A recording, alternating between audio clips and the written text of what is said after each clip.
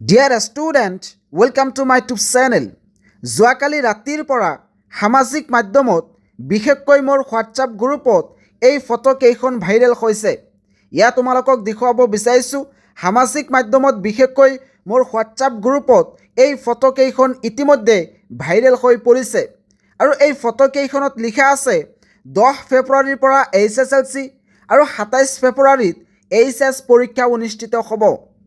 এতিয়া কথাটো হৈছে যে সঁচাকৈ 27 ফেব্ৰুৱাৰীৰ পৰা HS ফাইনেল পৰীক্ষা অনুষ্ঠিত হ'ব নেকি?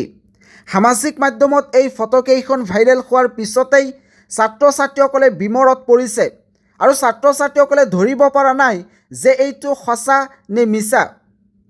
ইতিমধ্যে অসমৰ এই নিউজ চেনেলত এইখিনি কথা প্ৰকাশ পাইছে। এই কথাখিনি কোনটো নিউজ চেনেলত প্ৰকাশ পাইছে তোমালোকে নিশ্চয় ধৰিব পাৰিলা আৰু এই ভিডিঅ'ত কমেণ্ট কৰি জনাই দিবা যে এই নিউজ চেনেলটোৰ নাম কি। এইটো এনেকুৱা হ'ব পাৰে যে কোনোবা এজন দুষ্কৃতীয়ে ছাত্ৰ ছাত্ৰীসকলক বিমৰত পেলাবলৈ এইটো এডিট কৰি সামাজিক মাধ্যমত প্ৰচাৰ কৰি আছে। এই ফটো কেইখন চোৱাৰ পিছত এনেকুৱা লাগে যে এইটো কোনো ধৰণৰ এডিট কৰা নহয়। এই ফটো কেইখন চোৱাৰ পিছত তোমালোকৰ মতামত কি এই ভিডিঅ'ত কমেণ্ট কৰি জনাই দিবা। ইতিমধ্যে আসাম ষ্টেট স্কুল এডুকেশ্যন বোৰ্ডে তোমালোকৰ চূড়ান্ত ৰুটিন প্ৰকাশ কৰিছে আৰু সেই ৰুটিন মতে হায়াৰ ছেকেণ্ডাৰী চূড়ান্ত পৰীক্ষা 11 ফেব্ৰুৱাৰীৰ পৰাই আৰম্ভ হ'ব। গতিকে এই ফটো কেইখন চাই তোমালোকে বিমৰত নপৰিবা। তোমালোকৰ পৰীক্ষা 11 ফেব্ৰুৱাৰীৰ পৰাই কিন্তু আৰম্ভ হ'ব।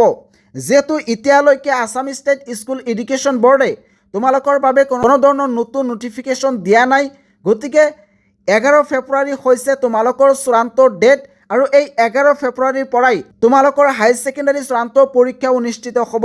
এতিয়া নিশ্চয় তোমালোকে ধৰিব পাৰিলা যে এই ফটো কেইখন হৈছে সম্পূৰ্ণ মিছা, ফেক।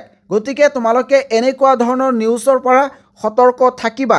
যেহেতু পৰীক্ষা একেবাৰে ওচৰ চাপিছে, এতিয়া তোমালোকে এইবোৰ চাই টেনশ্যন কৰি নাথাকিবা, নিজৰ ষ্টাডি কণ্টিনিউ কৰি থাকা।